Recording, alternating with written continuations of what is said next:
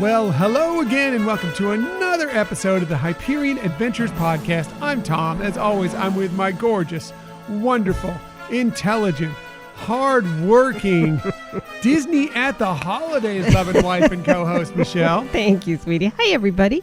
So good to have you with us. We are recording this episode on Sunday, November 28th, 2021. It's also the first day of Hanukkah. So for all of you that celebrate, very happy Hanukkah. Yes, that's very nice. So, and this will be our last show in the month of November. Wow. We will officially move into December. Hope everybody had a great Thanksgiving, by the way. Yeah, hope everybody had good food, good fun, and stayed safe. Yep, hope you got to see some of your family, maybe some of your friends. But yes, more importantly, that you stayed safe. But yes, we had a lot of good food here. I hope you had a lot of good food as well. Yeah, you did an awesome job cooking, by the way. I am very spoiled that you not only do the cooking, but you also do the grocery shopping. Well, you do all the other work, so I have to do something around here. So I'm glad I could do at least my little part. It was awesome, too. I enjoyed it. We've enjoyed it for the last few days, as a matter of fact. So keep enjoying it. Leftovers are great. And turkey soup beginning tomorrow, which is you should always do. If you get a turkey, save that carcass, make soup out of it. Yeah. One, it's great for when you carve the turkey, you don't have to worry about getting every little piece of meat, because if you use that carcass in a soup later, you'll get all that extra meat that you didn't get off of there into your soup. But also it's, there's so much great flavor that comes out of the carcass, out of the bones. It's just a great way to repurpose it and have even more hearty, delicious, wonderful food for the next several days after you get done with your Thanksgiving spread. It's like the second, reboot of Thanksgiving when you do the soup. Yeah. So I'll be doing that tomorrow. And if you want any tips on how to turn your carcass in the future into the turkey soup, I'd be happy to share those with you. Hit us up through social media or through the Gmail account, which we're about to share here in just a moment. Yeah. Yes. So thank you for joining us today. In the future, you can find us most everywhere you get podcasts. However, the very best place to find us is on our own website, HyperionAdventuresPodcast.com. And while you're there, we'd love to invite you to sign up for our newsletter. Please sign up for the newsletter. It's just another way to kind of get some more information on what's going on in the Hyperion Adventures podcast world. We tend to give it to you first through the newsletter, and we appreciate all of you who have already subscribed and those of you who are thinking of subscribing in the future. Right, and just be reassured that we don't share that email address with anybody. And for those who are on the newsletter, every once in a while you get a secret bit of information that only newsletter subscribers get. That's true. Michelle's usually pretty good at trying to get something that it might be a little link, it might be a little video, something to kind of share with you from time to time. But we appreciate all of you who are already a part of that. Another way to be in touch with us is through our social media accounts. Please find us on Twitter at Hyperion Podcast, Facebook, Instagram, and Pinterest at Hyperion Adventures Podcast. If you are on Facebook, come on over and join us in our Hyperion Adventurers Facebook group. Again, the numbers keep growing. That group is getting larger and larger every single week, and we're having a lot of positive Disney energy fun over there. Yeah, it's just, so much great fun of people sharing, asking questions, posting some pictures of what they're doing, and we just love it. So please join us on that Facebook group. Yeah, and thank you for all the members that have already joined with that group. We're also on YouTube. Just do a search for Hyperion Adventures Podcast. Hit subscribe, whenever we have some sort of video there as well. And if you want to contact us for any reason, including what to do with the turkey carcass to make that soup, please hit us up at HyperionAdventuresPodcast@gmail.com. That's right. If you have any questions about any of our episodes or want some more information or have a suggestion of something you'd like to hear us talk about, please do reach out to us through Gmail. Yeah, just a great way to be in touch with us, to give us any information that you want, to share with anything, to just say hi. Right. We are happy to hear from you anyway, through any of these medias, by the way. Also, if you want to support this show, you can go to our Spreadshirt shop and pick up, t-shirts, of course, but also lots of other items, gear, all sorts of things. With our various logos, our #RealMenLoveFrozen logo, our standard Hyperion Adventures podcast logo. you may have noticed we got past Thanksgiving. I shifted all of our social media accounts to our holiday logo. Yeah. That is also available there on a lot of stuff. If you want to check us out there, it's Hyperion-Adventures-Podcast.myspreadshop.com. Again, Hyperion-Adventures-Podcast.myspreadshop.com. Just do a search for Hyperion Adventures Podcast and Spreadshirt. It'll come up for you. Right. Or on our social media accounts, you can do the links that way too. Yep. That's another easy way to do it as well. Also, if you want to support the show in a different way, you can be a part of our Patreon group. Just go to patreon.com/Hyperion Adventures Podcast. Much easier address to figure out. And then we have all sorts of tiers there, starting for as low as $2 per month to just kind of help to support the show. You kind of like what we're doing. You'd like to, show us that you enjoy what you're doing. We have a lot of things that we have to pay for here on a monthly basis just to make sure that this show gets out to you. And we charge you nothing for it. And we never will charge you anything for it. But we'd love it if you'd be willing to support our show through that Patreon group. Right. And we really, truly appreciate those of you who have already joined. You're the best. And we feel appreciated by you. So that's such a great feeling. But, as Tom said, there are monthly fees. We're not making any money off of this podcast, but we do want to continue it. And we love those of you who show your support through the Patreon group. Yep. We really, really appreciate it so much. And speaking of those of you who are already members and those of you who become members very quickly, we have a little, check your mailbox soon because you may be getting a little holiday something here in the next several weeks as a thank you and a nice little holiday present for you for being a part of our Patreon membership group.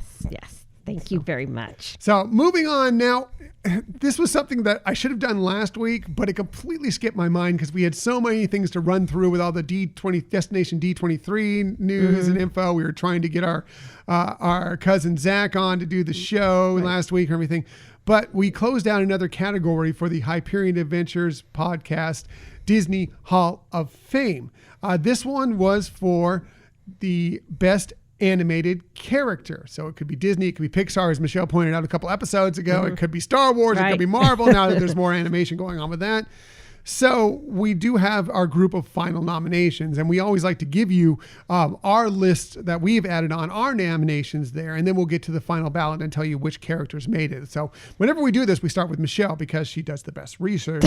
She definitely has the best tips, but she always has the best lists as well. So Michelle, what five-ish characters did you nominate for our Hyperion Adventures Disney Hall of Fame? All right, I followed directions. I just did 5. They're not in any particular order. I have Tiana. I just feel like she's such a great role model character. Choice, yeah. Jiminy Cricket. I mean, just our conscience and just such a classic character. Jiminy's so good, Yeah. Pocahontas. I think she's just, I know with those movies, maybe they weren't everybody's thing. But just the concept of somebody being young and putting herself out there for her community, I just found also a role model there. Baymax for so many reasons. We love Baymax. Just that he's adorable. Yes. And the last one is Maui. Oh, Maui. Just, You're welcome. I know, right? Just, kind of like Genie, right? He kind of carried that film in some of that direction that, we saw in Aladdin. So I just saw him as that kind of character. Very good. Good Thank list. you. Michelle's list, always the best list. What about yours? My list in no particular order, Moana. I bet you expected for me to pick totally Moana. Mulan. I think Mulan is also Mulan. A great pick and deserve it to be within the Hall of Fame at some point for sure. I also, we are, Baymax is close to our hearts here. Baymax may be making our cruise with us here in a few weeks. And we may have some pictures posted with Baymax. Baymax definitely had to make it in. Yeah, hashtag real men love Frozen. Well, hashtag also real men love Tangled. So Rapunzel is on my list. And did I mention hashtag real men love Frozen? Anna, Elsa, Kristoff, Olaf, Sven. Yeah, I knew Frozen would be covered by you as well as Moana. So good. There we go. Good choices, honey. So the characters that have already, I should have mentioned this already. The characters who have already made it into the hall are, we grandfathered in the whole sensational 6. So Mickey, Minnie, Donald, Goofy, Daisy, and Pluto are in.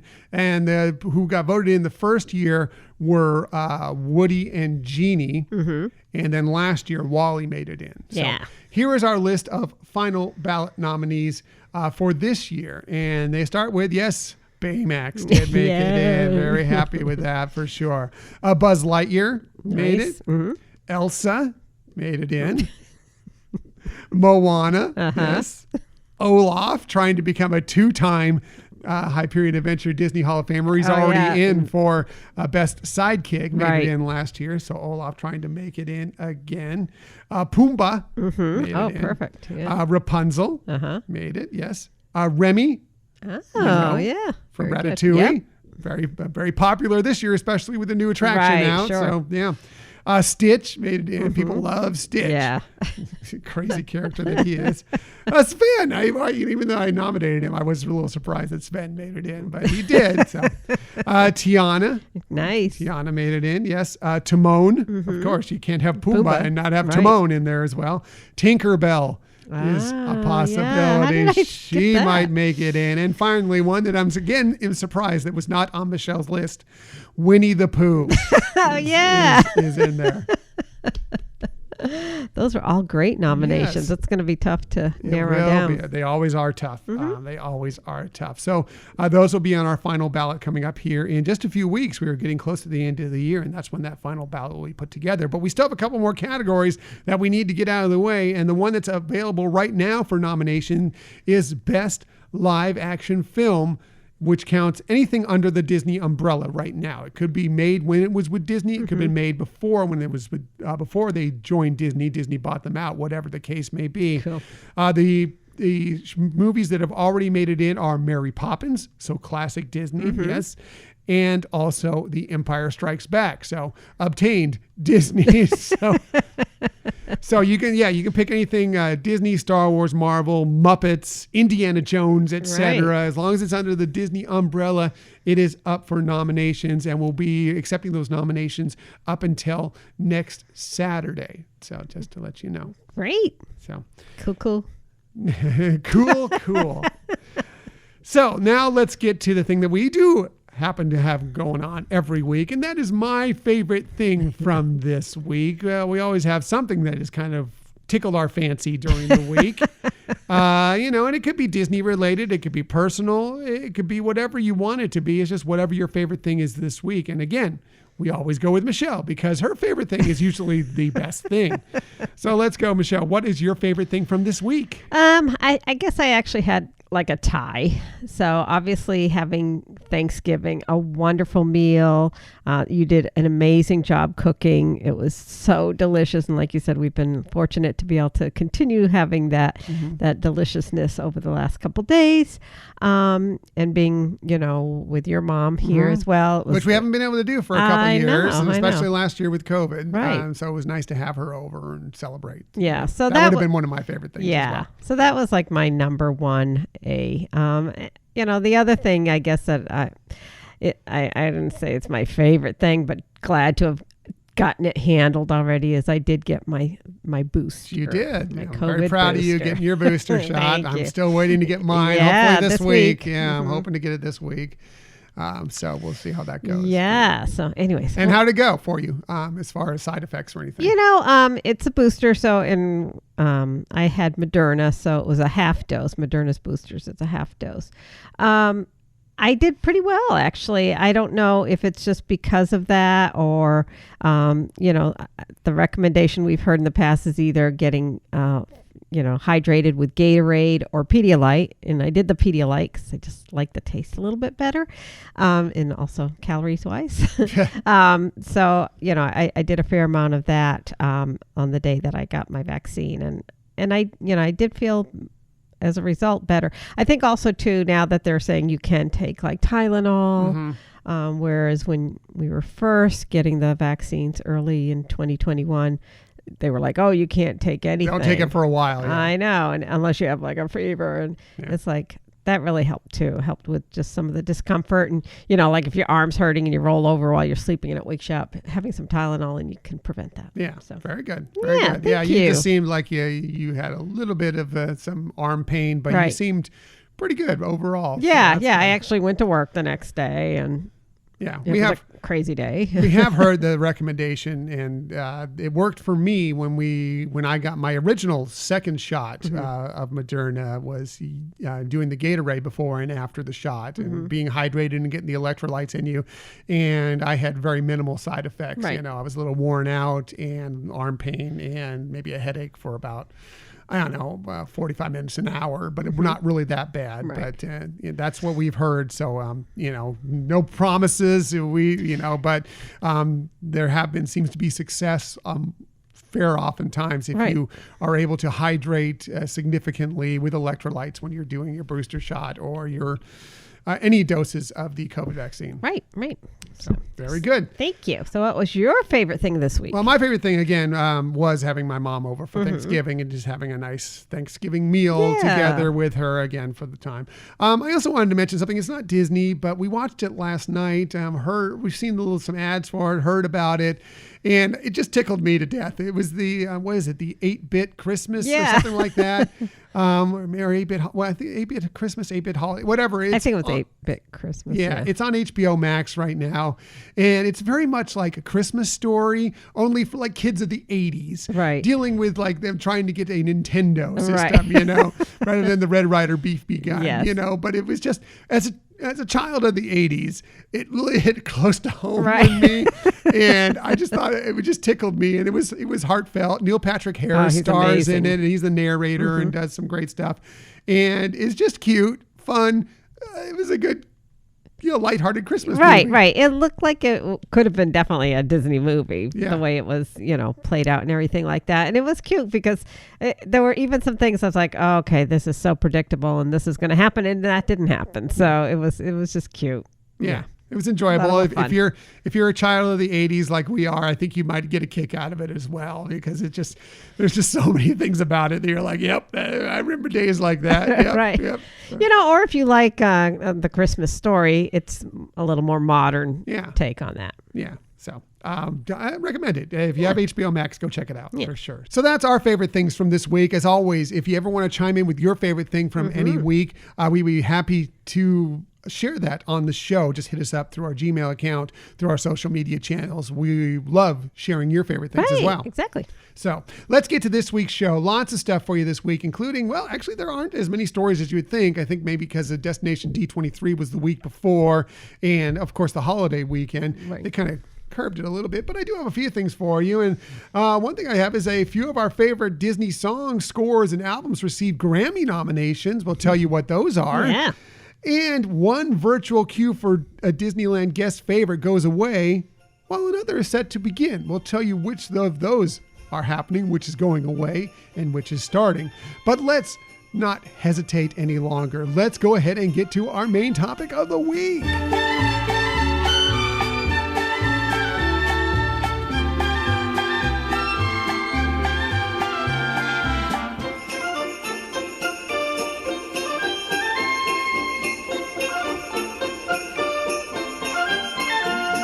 So as you might be able to tell by the music, we are full-fledged now into the holiday season. So we thought we'd start looking at a little bit of the holidays in the Disney parks, a little bit of Disney holidays. And Michelle had the great idea of let's do this in a fun little way. They're not just, listing items that are Disney park. No, we're going to do a little game because, Michelle is the game show hostess with the mostest, right?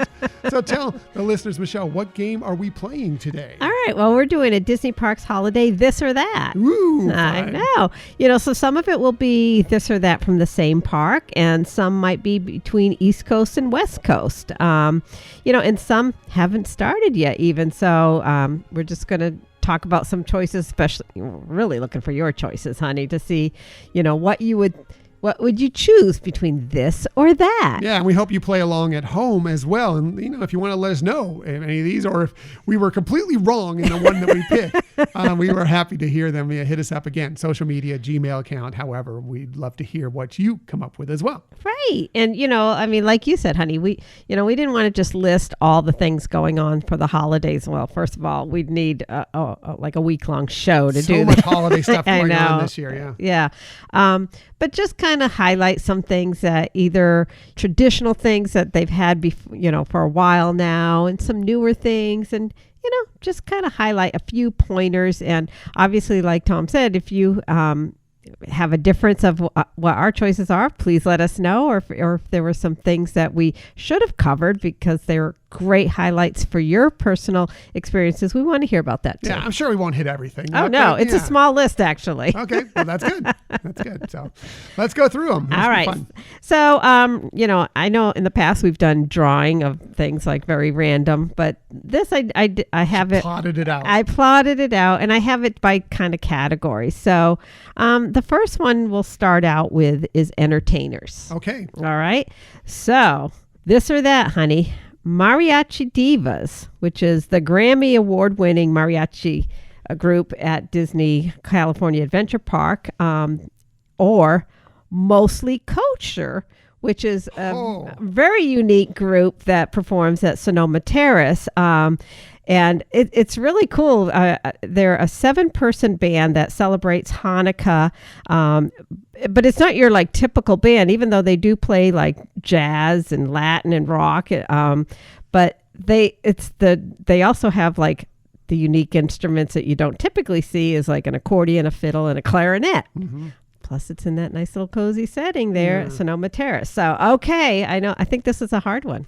Yeah, it is, because I love both very much. But this is the only reason I'm going to pick this way, is because we only see Mostly Kosher during the holiday season. So I'm going to, since this is a holiday thing, I'm going to give them the nod. We can go see the Mariachi Divas for much of the rest of the year. And you should, if you go to Disney California Adventure Park, go down there, get some great food over at the Paradise Garden Grill, and enjoy a set from the Mariachi Divas. But also, Mostly Kosher, they're fun, they're interactive, they'll get you up and dancing. Right. It's a good time. I forgot about that, yes. I'm gonna give, just because it's the holidays, Mostly Kosher the nod. Right. I totally agree with you on that rationale, and I would say the same thing. I think too, because they are interactive with the audience a little bit more, is that, well, the nice thing about the Mariachi Divas is, although they're not there year round, they are there during a lot of the times, and they do have different shows set up based on seasonal things going on too. So, but their holiday one is definitely great one. It's great. Yeah. You should see both. If they're both there in the park that day, you should stop by and see both, because they both put on an excellent show. Yes, but I agree with you on your choice. Okay, the next one is attraction overlays, and there's tons. Ooh. There are a lot of them, and I definitely excluded Nightmare Before Christmas Haunted Mansion overlay, because that's going to win. That's going to win no matter what what it goes up against. So. This one might be a little bit more challenging. We'll see. Jingle Cruise or Luigi's Joy to the World. Wow. It's another tough one. Right? I think I'm going to go with the Jingle Cruise, just because I think it's a fun way that they do that. It gives the skippers who always make every expedition that you have there on those rivers so entertaining. It lets them break out some new jokes or some different jokes that you maybe not hear the rest of the year. Sure. Love both, but I think I would lead towards the Jingle Cruise. Yeah. Yeah, this one was, even though I created it, this one was a tough one for me too. I mean, the Jingle Cruise, obviously, if you're looking at an experience, goes a little bit longer than, Joy to the World.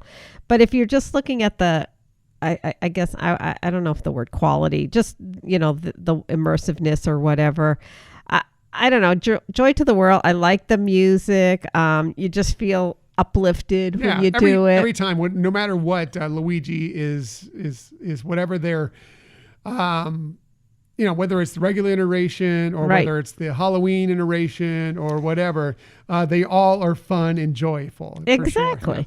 And so for people who haven't experienced Luigi's attraction, so you go into these cars and they're on like a trackless system. It's outdoors, and it's, themed with the car's character of Luigi, but you're in like a little car, like a roadster, and it moves around in synchronization to music. And at the holiday season, they put on Christmas themed, not your traditional Christmas music. It's just more kind of fun Italian style music that has words that relate to the holidays as well as cars, and it's just really, really fun and cute. And like I said, to me, when you leave that, you got a smile on your face. Right. It's just so cute. The whole idea between Luigi's, behind Luigi's Rollickin' Roadsters, the original attraction, and going into the Joy to the World and the Halloween, is that it's Luigi's cousins from Carsally have all come to town, and they're just having a fun get together. And they're all having a dance party out there, and so you're riding with the cousins as they dance in various different ways. And it is a lot of fun to go through and just enjoy. It's really a good time. It's fun for all ages. Recommend, for sure. For sure. So, all right, we're going to touch on a little bit of food now and then. Okay. So here's our first category: holiday food desserts. Okay. So I know how much you love creme brulee. So in Disneyland, they have 2 that are available now during the holidays. At Blue Bayou, they have a cookie butter creme brulee it's a creme brulee that has cookie crumbles and a chocolate brownie on top. Sounds good. At Cafe Orleans, they have a hot cocoa creme brulee that is topped with marshmallow chantilly and served with a sugar cookie.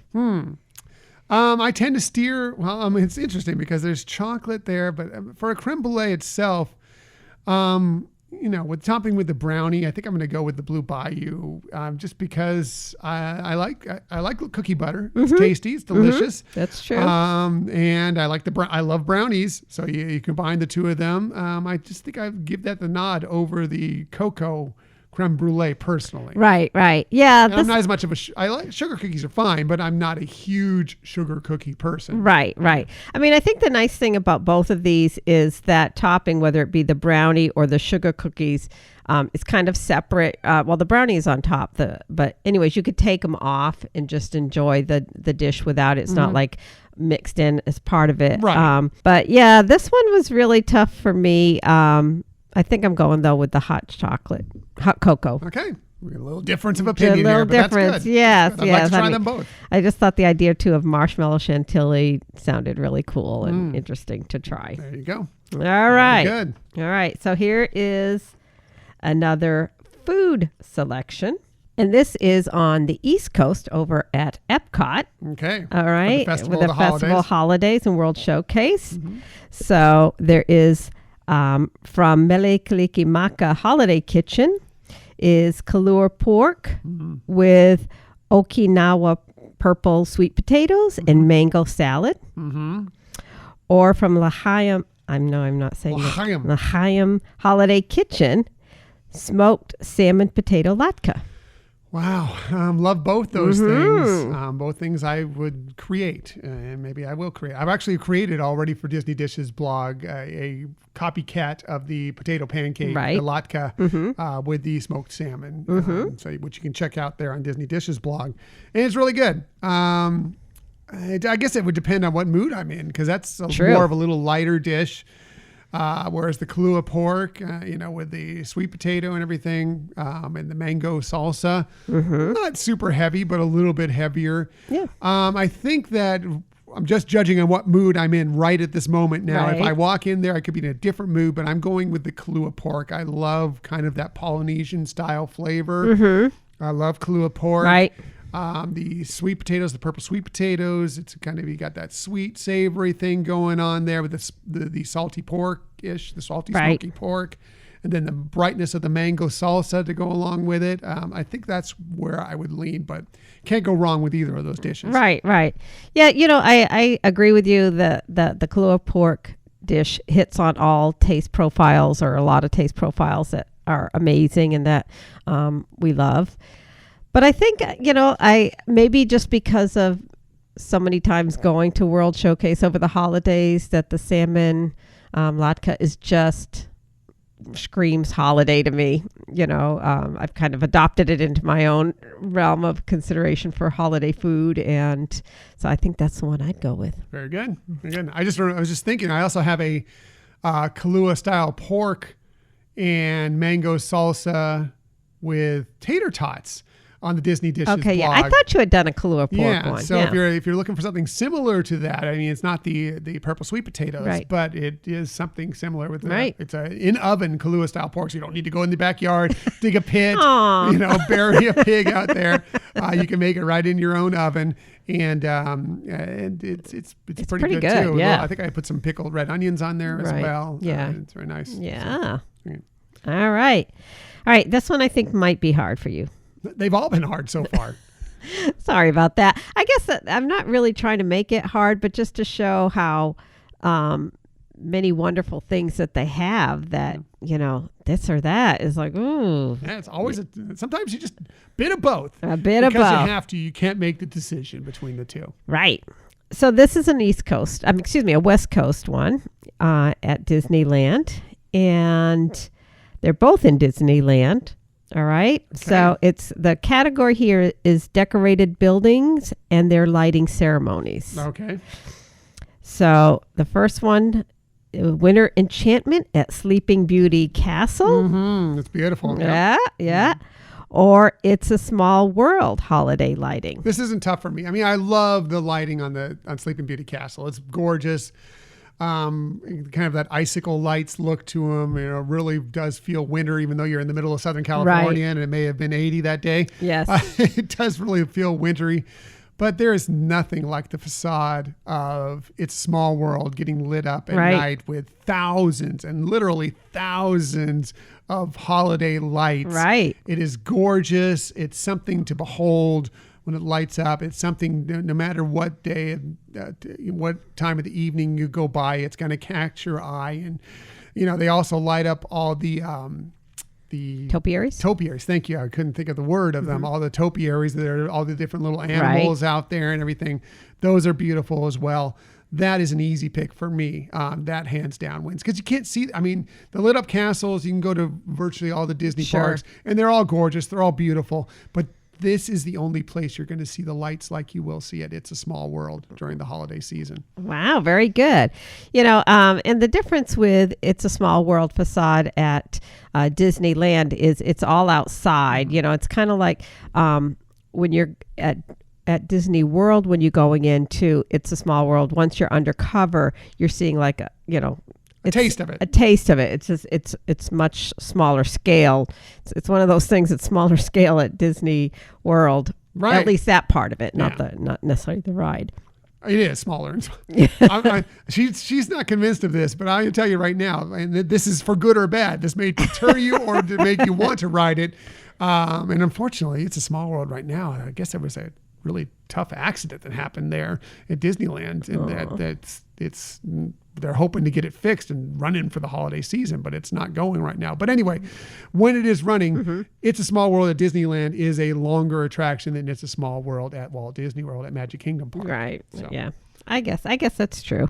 But I have to agree with you. Although the and I'm looking at a picture of it now, the castle lit up, Sleeping Beauty Castle, with the holiday overlay lights and everything. First of all, it's one of the times that makes the castle look bigger than, much bigger than normal. And a lot more grandiose. Yeah. Grandiose. And it's just so lovely and wonderful. And the lighting up is really magical. But I agree with you. The It's a Small World, first of all, the color scheme of it is not what you would expect for It's a Small World. It doesn't have more the blues and the grays and the greens. It's much more reds. Reds, pinks, oranges, yellows, greens. Yeah. It's really beautiful. But I do think it's still a nod to Mary Blair, who would mix colors that you wouldn't normally see together anyways. But yeah, and I know that we've both at one time or another have had that image on our phone as the the homepage for it because it is just so lovely. It's the backdrop right now on our social media pages. So that allow you to put a backdrop there. I've added that since in there. So cool. Because it's gorgeous. It is gorgeous. Something for people who have only been to Walt Disney World to look forward to if they come out to Disneyland for the holidays. Holiday time at Disneyland's a great time to visit. It is. For sure. Mm-hmm. All right. So, staying over here on the West Coast at Disneyland, some holiday food that are actually in the regular restaurants. Okay.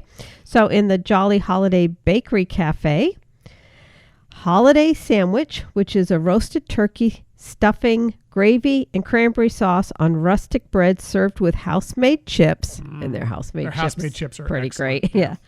And this is a new one that's actually not starting until mid-December at Harbor Gallery, is a seafood boil, which is Cajun buttered shrimp with red potatoes, corn, and andouille sausage with rustic bread also. Sounds good. I know. I'm a Jolly Holiday fan. Almost all of their sandwiches. Right. And you throw in those wonderful house-made chips that are just, I could just eat those. Just give me a big bag of those and I could just snack on those all afternoon long. That's true. That's true. But I love Thanksgiving food. For one thing, I love, that's part of the reason why I go all out with our spread on Thanksgiving is because I love all that stuff. I'm a comfort food junkie. So you throw it all in a sandwich with some of the great bread that they use from the bakery there, and you have me. I love Jolly Holiday, and that's what I would pick. That's true. Yeah, I agree with you in some regards to that. One thing about this sandwich, it's not just like deli sliced turkey. It is real chunks of turkey, and their cranberry sauce it's not like the can. It's got some substance to it, so I think that's what really makes it nice and the complementing of those together. But and maybe just again, like you said, it's how you feel that day, and maybe I'm in a seafood mode because I picked the salmon also. But I would I'm interested in trying the seafood boil. Yeah, it sounds good. Yeah, don't get me wrong. Yeah, it sounds a little good. different and kind of like that area where the Harbor Gallery is. It's just kind of sometimes it's just a nice rustic area to relax and for those of you who don't know, that's kind of outside of the Haunted Mansion in Liberty Square. If you just go past the Haunted Mansion a little bit, right there on the Rivers of America, kind of near the crossover on the rafts to Tom Sawyer Island. Thank you. It was like Mark Twain Island. No, Mark Twain's the steamboat there. Tom Sawyer Island there. It's kind of right by there. It's just a little shy. It's not like Columbia Harbor House, which is a full-size restaurant. This is just more of a walk-up window. Exactly. Itself. But they have lobster rolls and stuff there. Yeah. That's pretty. They've had that for years. I guess it's just a real big. People love it. So. Yep. Absolutely. So. All right. You're doing great so far, honey. I'm glad you're doing well. I'm enjoying it. I want all this stuff now. I know, right? Yeah. It gets you ready for the holidays. Yeah. Okay. Street ambiance decorations. Okay. This one will be difficult. I know already. Okay. And this one, it's a coast to coast comparison. Okay. All right. So Main Street USA at Walt Disney World. Okay. Or the main drive of Cars Land. Oh, Cars Land. I love both Main Street USAs, whether it's Disneyland or Magic Kingdom. Right. They're both gorgeous. They're very homey. You get the tree there. It's really, really nice. I love it. But Cars Land is so, like I said, you can go to the Main Street at Magic Kingdom. You can go to Main Street USA at Disneyland. You can go to Main Street USA in Disneyland Paris, right? And you're going to have great holiday decorations, but nothing as unique as the Cars Land holiday decorations that are made completely out of car parts, right? And everything. And they're just so interesting to look at and see how they've taken these car parts and tools and various different things and turned them into, if you don't look closely at them, they look like traditional Christmas decorations. Yes. And you look at them, you're like, that snowflake is all made of wrenches. I know. It's adorable. It's really interesting to look at. Yes. Good choice. I think I'm leaning the same way with you. Going down Main Street USA, like you said, of either Walt Disney World, Magic Kingdom, or at Disneyland Resort. It really gives you that, kind of like a old-fashioned Christmas card feel. You to get it. that feel that Walt wanted. That you were Right. in a little small town going Right, down Main Street, USA. yes. Yeah, And that's perfect. whether you're in the daytime where you're seeing the different, real details of the ornaments and, foliage that they're using, compared to at night when they have so many wonderful sprinkling of twinkling lights and things like that. But I agree with you. Cars Land, and again, day or night, it's two different experiences on there, but it's just such unique, creative type of decorations. Like you said, if you just kind of quickly look at it, you're like, oh yeah, it's Christmas decorations. But when you look at into the details of it and see how they have used car parts for this, it's just phenomenal. It's brilliant, and it's great really work is. by the Imagineers with the cars or whoever is doing it there to create these decorations, because they're so fascinating to check out for sure. Exactly.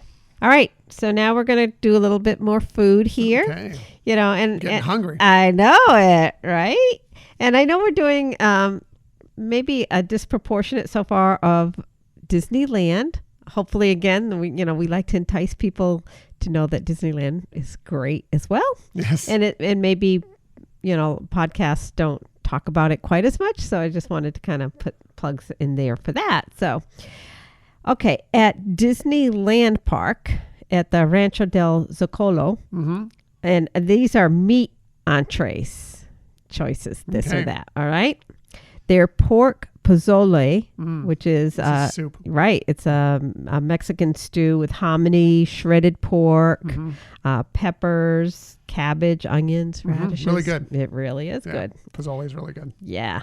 Or this year from Lamplight Lounge at Disney California Adventure Park, stout braised winter short ribs, which is they're served on spiced butternut squash risotto, glazed baby carrots, and bourbon cranberry sauce, toasted pepitas, and pea shoot greens. Yeah, and this will be again another what are you in the mood for? Do you want something a little lighter? I mean, not that it's a hearty pozole is a hearty soup, but Right. it's a little bit lighter.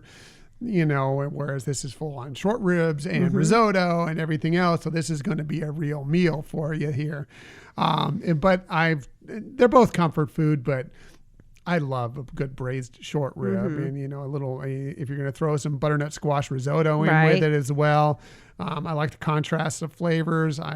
Short ribs are one of my, if I could eat short ribs and maintain my girlish figure every day, I would do it, because I love good braised beef short ribs. They're really, really good. Right. And I think we've been very satisfied with, the short ribs that we've had at different events at Disney California Adventure Park. I totally agree with you. And again, it may be just how I'm feeling today. I think the Mexican dish, the stew, very much comfort food. And I don't know, if we were to order right now, that's probably what if we were in a restaurant and given those two choices, that's what I would order. Yeah. I mean, I get right it. now.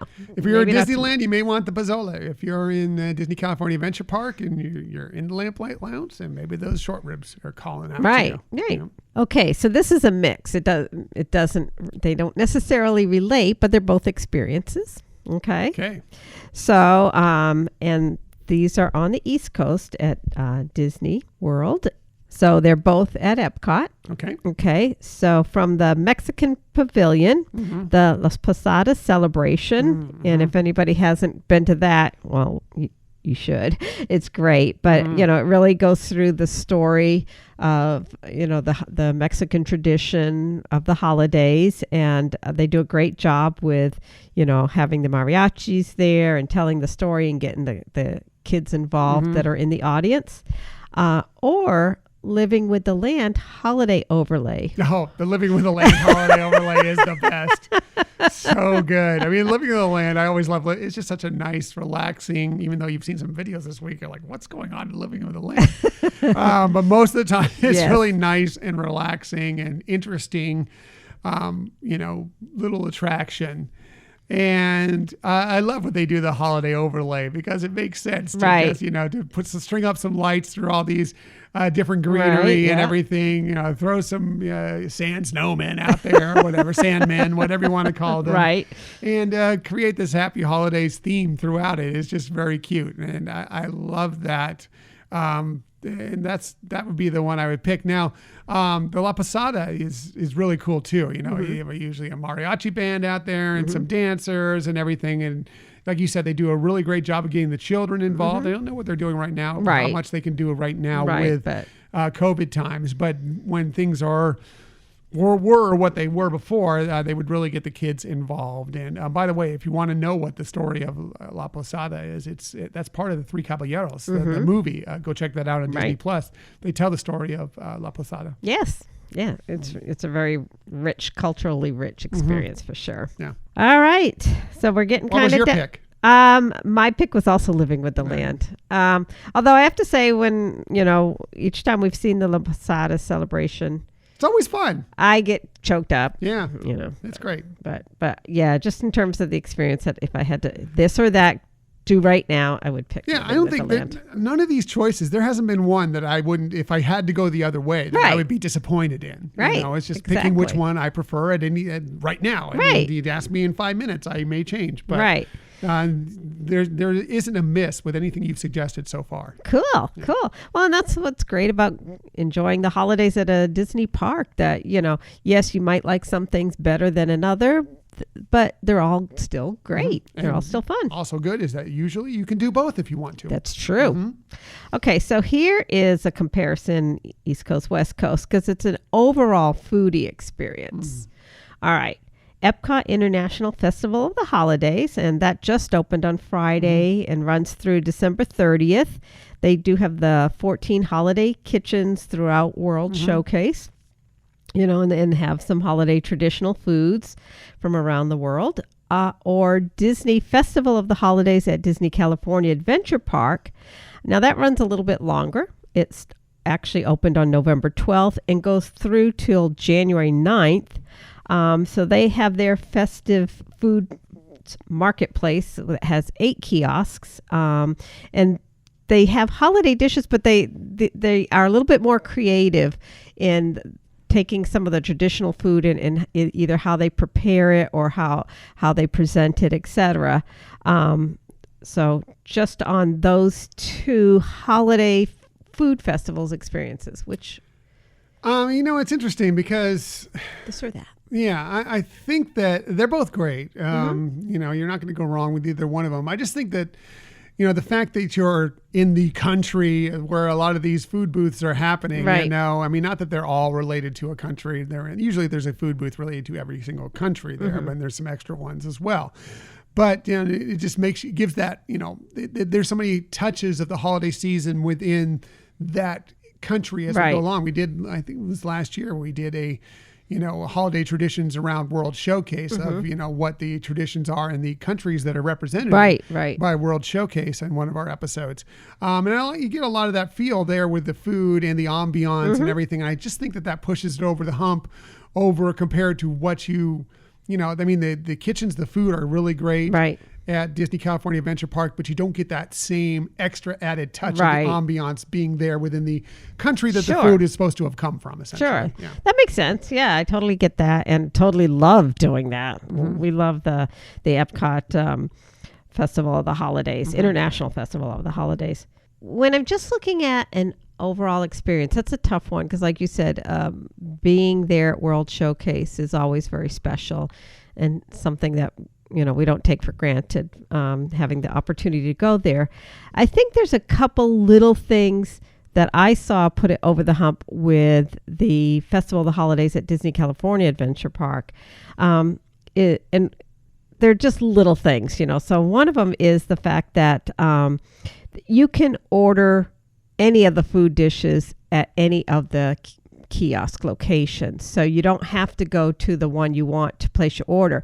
So like if you're going to try foods from, 4 different kiosks, you can go to one kiosk that has the shortest line and order and pay for all your food, and then you just bring your receipt to each of the locations. So, just that convenience of not having to go to multiple lines, but rather one line to pay an order and then just go to the actual food pickup spot for each of those places is kind of a really nice opportunity to make it easier.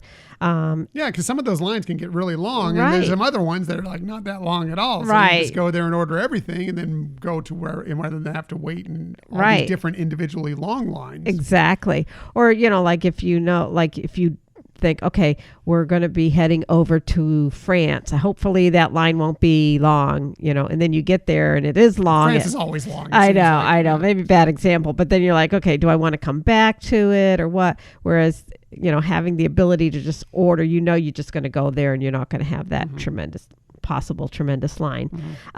Couple other notes to let people know is for Magic Key holders, they again are offering the Sip and Savor package, and that's where you get like a tabbed lanyard, and you can use each tab to make your food purchases. Even if you're ordering at one location, you still just use the tabs.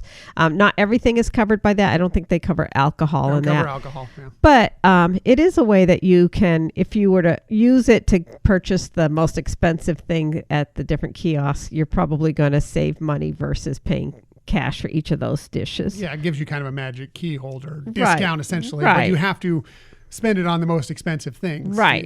And if you start using some of the lower ones, then you're not getting, well, I don't think you're not going to lose money. You're not going to lose money, but you're not getting the benefit of the discount. Right, exactly.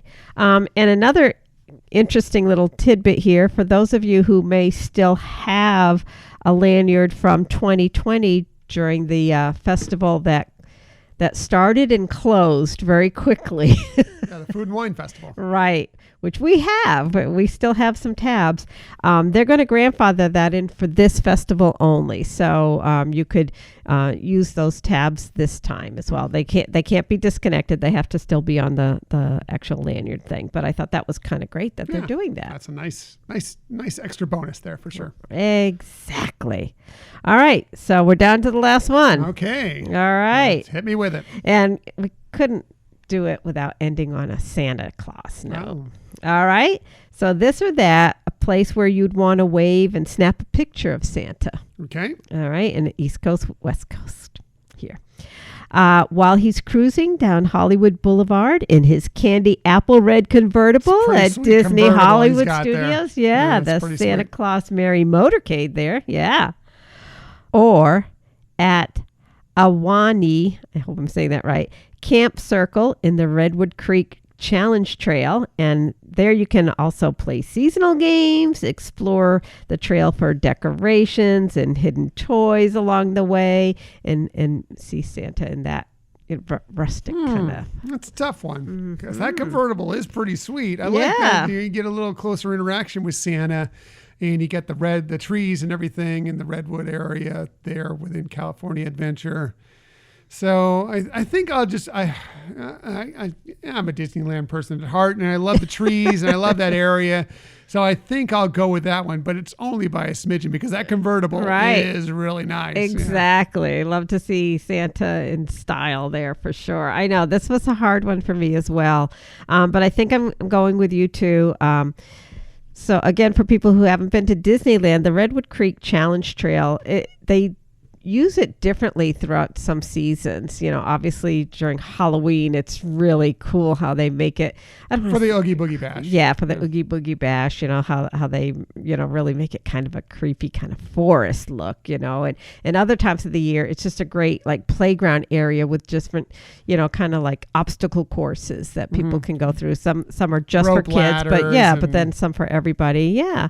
And so it's just kind of a lot of great variation throughout the year, but it is just kind of that rustic feel to it, and kind of like seeing Santa there as well. So I agree with you on that one. Yeah, I mean, it just feels like you're out in nature there. Yeah. I mean, there's something cool, like I said, about Santa cruising down Hollywood Boulevard, and that in that convertible, that red convertible is gorgeous. But it passes by relatively quickly. So whereas you get a little more time seeing Santa, and it's just kind of nice in that natural area. Right, so right. Just give it just a slight nod. Yeah.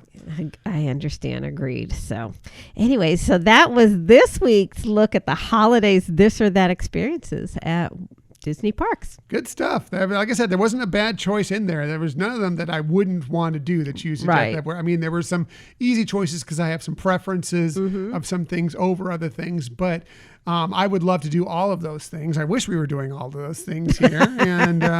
But anyway, we would love to know what you thought. How did you decide on some of these? Which one, were there some that you vehemently disagreed with us on, or did you agree across the board with what we chose? I know many of you, maybe you've only been to Disneyland, so you've only experienced those and you haven't experienced the Walt Disney World ones yet, or vice versa. You've only been to Walt Disney World and you haven't experienced the Disneyland ones yet. So, it's maybe a little more difficult for you. But maybe your choice would be trying something new. Yeah. Because you know what the other one is. So But hit us up. We'd love to hear what hopefully you played along, and we'd love to hear which ones you decided on and the reasons for them. Yeah. So please do let us know. Yeah. Great job, Michelle. Oh, thank you. Always does the best. She's the game show hostess with the mostest. I think the most challenging thing here was editing it so it wasn't going to go too long or, have too many repetitions and things like that. But there are so much to do at Disney parks. And so hopefully you had fun playing along. Yeah, Disney parks at the holidays are one of the best spots. So hopefully, it really is a great time to get there if you can manage. And I know it's tough with the kids to get them out of school and everything else, but that couple week period right after Thanksgiving we're coming up on here, and before the holidays really hit, is a really good time to go. And also, usually these things, I know at Disneyland this year, they have a little week or so after New Year's that they go, that the stuff hangs around for a little bit. Like this year, it's going through January 9th. Right. At It Disneyland. ties in the lunar New Year. Right. So you get a little bit of it after that. And sometimes the crowds are less, because everyone's there for their main time of holiday, but you can still get a lot of that same experience. Take advantage of that if you can. I know it's not easy, but if you can, take advantage of that and experience all this holiday goodness. Exactly. So great job, Michelle. Oh, thank you, Game sweetie. show hostess. Thanks for playing along. Yes. So that is our Disney holidays, this or that.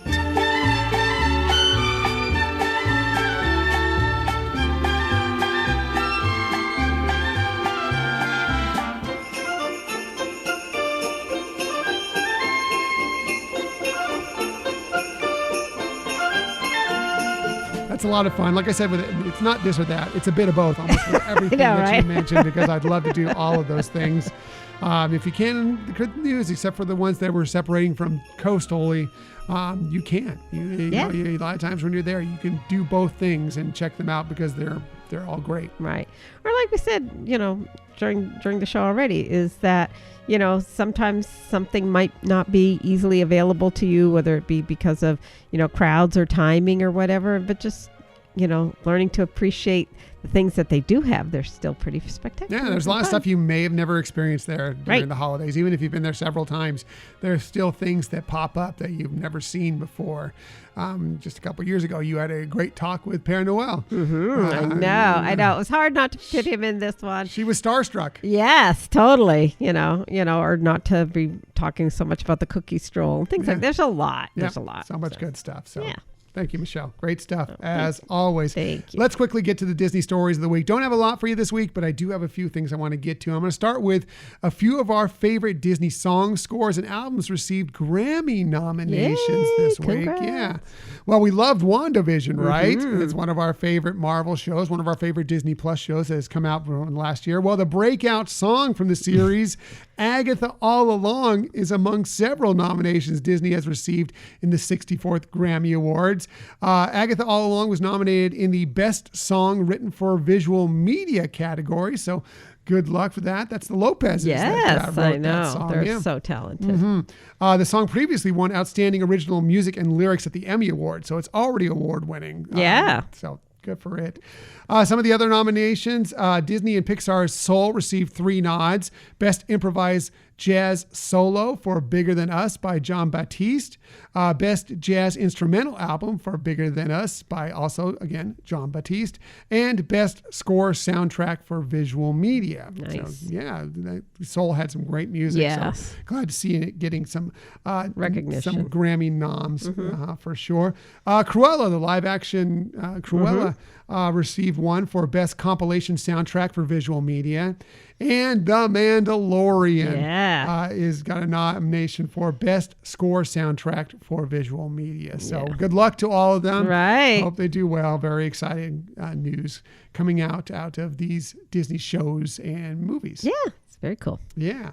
So now moving on to a story out of the parks, and mostly right here on the West Coast. Well, I said earlier, we had a pause in the virtual queue for one Disneyland guest favorite this week, while learning about another that is set to begin coming up here very soon. We'll start with the one that's been put on hold, and that is for Star Wars Rise of the Resistance. Now, Web Slingers was put on hold a few weeks back. You may remember at Disney California Adventure Park. Well, just this week, they did the same thing for Star Wars Rise of the Resistance, similar to what they did at Disney Hollywood Studios at Walt Disney World. So if you're planning on going to Disneyland and riding Rise of the Resistance here in the near future, it is just standby only right now. I've been checking the times, and I've seen anywhere from, usually they're averaging about an hour and a half to 2 hour wait time. So ouch. Yeah. But just know that they tend to pad these times by a little bit. Almost every time you see on there, it tends to be padded by about 5 to 10 minutes. Right. Don't quote us on that, because they do that for a reason, because they want you to feel like if you get there sooner, rather than it taking longer, that it makes you feel more fulfilled and waiting for those attractions. So they tend to steer the other way. In Rise of the Resistance, we've seen it by padded as much as 20, 30 minutes. So just know that going in. Again, no guarantees. I have seen it as low as like 45 minutes at times for that. So cool. Going in. This is probably all being set up because it probably will be pretty soon that they decide to open up Genie Plus here on the West Coast. We know that's coming. And so it's just a matter of time. And so getting this all set up, getting it ready to go, getting the lightning lane ready to go, that is probably what this is the precursor to. Yeah, makes sense. So just know that going in, if you have a trip planned here in the near future, that you won't be having to get up at 7 a.m. to do the virtual queue. Now, it is a pause, so they could reinstitute it at any time. I'm sure they'll give you plenty of notice if that happens. But for right now, standby only. So what's the guest favorite thing that is getting a virtual queue at the Disneyland Resort beginning very soon? What, honey? Well, that's the return of the famous handmade candy canes that are so popular out here in the West Coast. I mean, they sell out in minutes. They are so popular, and they were gone last year. Remember, Disneyland wasn't open during the holidays last year. They had kind of sort of a pseudo thing going on at Disney California Adventure where you could do some shopping and take some pictures and do some stuff, but the parks weren't open, so there was no real super holiday event, and the candy canes weren't there. They're back this year for those of you who love those candy canes, especially giving them out as gifts. I mean, they're really, really special, and they're limiting 1 per guest. So it's not like you can go out and say, okay, I'm gonna buy 5 or 10 or whatever. One, you get one. Yep. That's how popular they are. Yeah. And they're big, so one will do you. But they're pretty spectacular, and it's just that they're made there and everything. It's just pretty cool. Yeah. So to give you a little more information on this, we'll go to the Disney Parks blog. They said a tradition since 1968, these infamous candy canes at Disneyland Resort are handcrafted during the holiday season. From mixing the ingredients to hand pulling, rolling, and twisting the candy, the result is colorful swirls of oversized sweetness. Yes, I said they were large, 18 inches long. They are big candy canes. The very limited number of these impressive candy canes will be produced by our candy makers this season. They will be sold only at, and here are the dates and where you can buy them, okay? They'll be at Candy Palace and Candy Kitchen at Disneyland Park on December 7th, 9th, 15th, 21st, and 23rd. So if you're going to be heading to the parks those dates. You have a park reservation. You'll need a park reservation to get those. And a ticket, of course.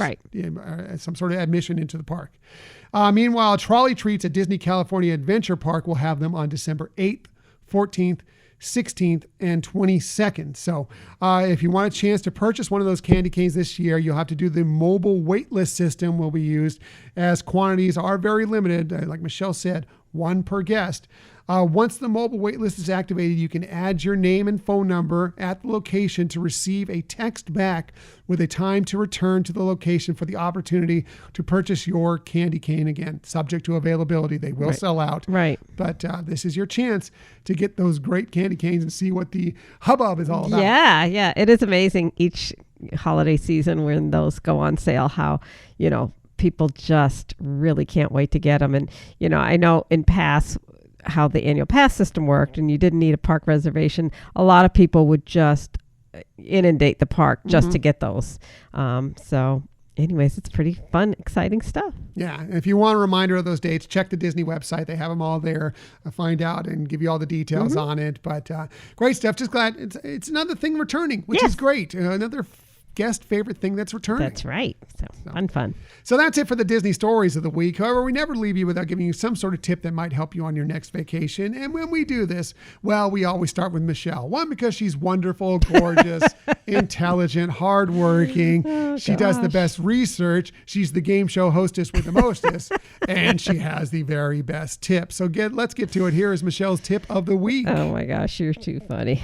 Okay, so I know in the past, and we've announced that one of the changes with the bell service at Walt Disney World Resort hotels is that they, although if you're doing a split stay and going from one resort to another, they'll transfer your stuff for you. Easy peasy, makes it easy. But they are no longer transferring perishable items. And we mentioned that before, but that doesn't mean you need to throw out your perishables or that you can't handle that yourself.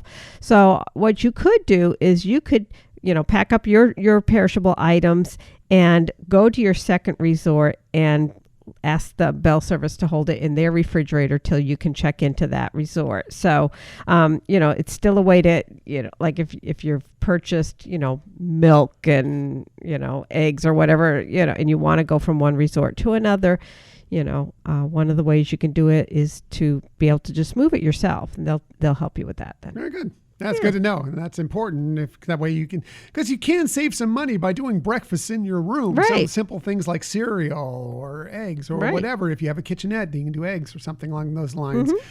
Bread, peanut butter and jelly, things like that, which is not necessarily perishable, but still you want to keep tabs on. Yeah. It's a good way to kind of cut a couple costs here and there. Right. So you just need to, put them in a bag and label it with your name and your check-in date, and the bell service will refrigerate it for you. Very good.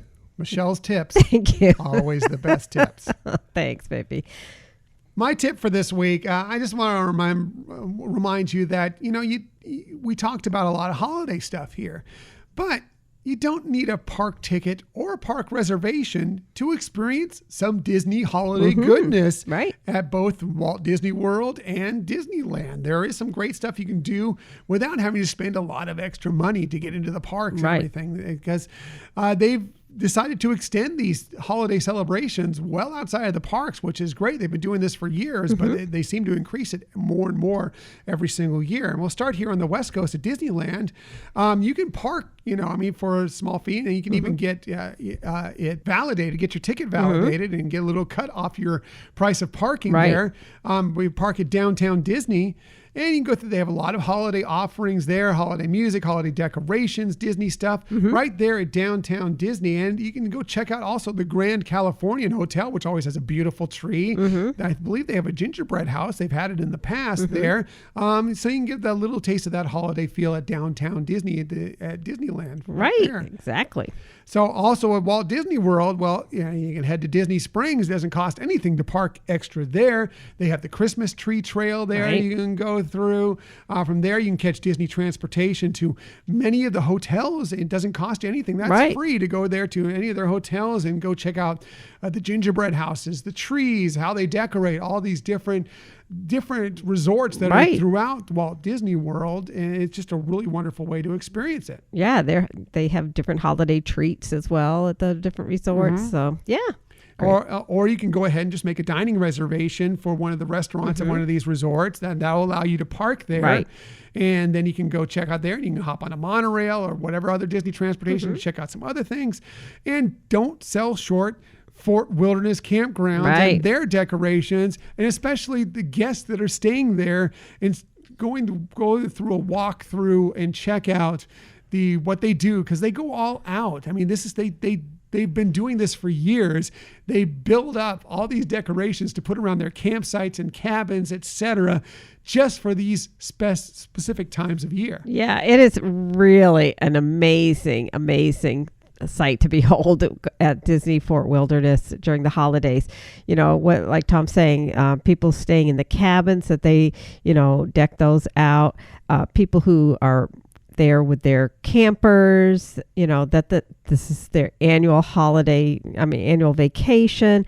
And so they really do spectacular job out there, and it's just so fun. It's, kind of like the old fashioned of driving through the neighborhoods to see, holiday decorations, and what the people do there is just spectacular. Yeah, and it's an easy boat ride either from Magic Kingdom or from the Wilderness Lodge or from the Contemporary. There are boats that go in between those resorts and Fort Wilderness. Any of those will get you there to check it out, or you can make a reservation at the Trails End restaurant there and have a nice meal there, and that will allow you to park nearby. You will still have to take transportation to get from the parking lot to the Trails End restaurant, but it's another way you can kind of get in there and check it all out. But highly recommended. It's underrated for holiday decorations, because the guests just go all out. Oh yeah, it's just some of my favorite holiday memories include going through that, whether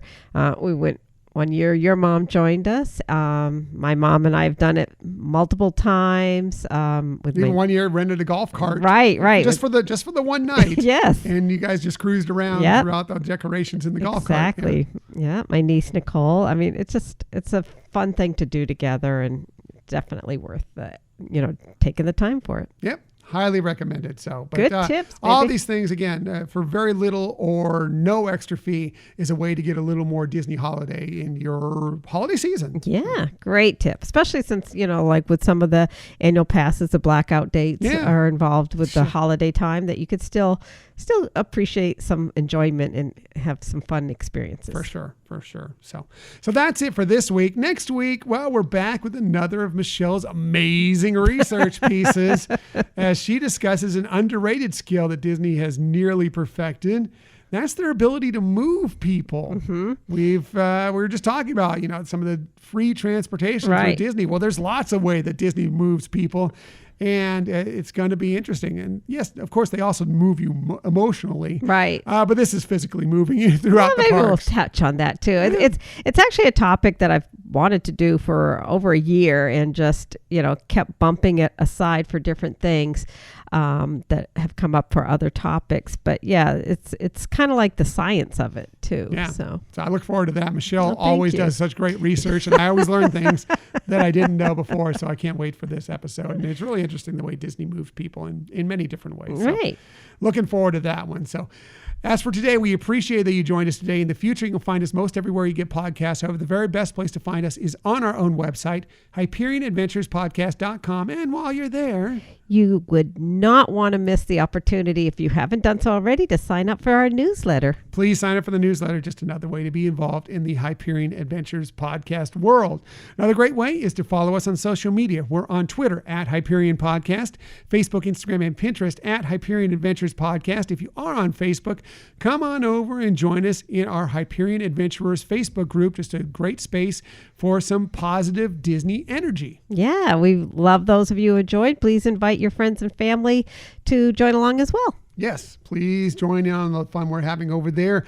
Also, we are on YouTube. If you want to find us there, just do a search for Hyperion Adventures Podcast, hit subscribe, and you'll know whenever we have a new video. And if you ever want to contact us for any reason, please hit us up at our Gmail account, HyperionAdventuresPodcast@gmail.com. Right. We love hearing from you, even if it's just to say hi or tell us how your week is going. Yeah. And it doesn't matter which way. Yes, the Gmail account, but social media. We love when you interact with us. Right. And it could be as simple as a like on a post or a response, answer to a question, anything. Interaction for any podcast that you love. Sometimes we feel like we're just talking out into nothingness. Yeah. So when we get some responses back, it really makes us feel good. Yeah. It helps us know what kind of things you enjoy and, maybe what some things you'd like more of. Yeah, for sure. So thanks to everybody who already interacts with us, and hopefully you interact with our show or any other show you love in the future. Right. And we also appreciate if you tell a friend about the podcast. Yep, that's the easiest way to let people know that there's a podcast that you enjoy that others might enjoy as well. So that's it. Thank you for listening to another episode of the Hyperion Adventures podcast. We look forward to sharing some time with you again next week. Until that time, I'm Tom. I'm Michelle. And we hope that you have a magical week. Bye.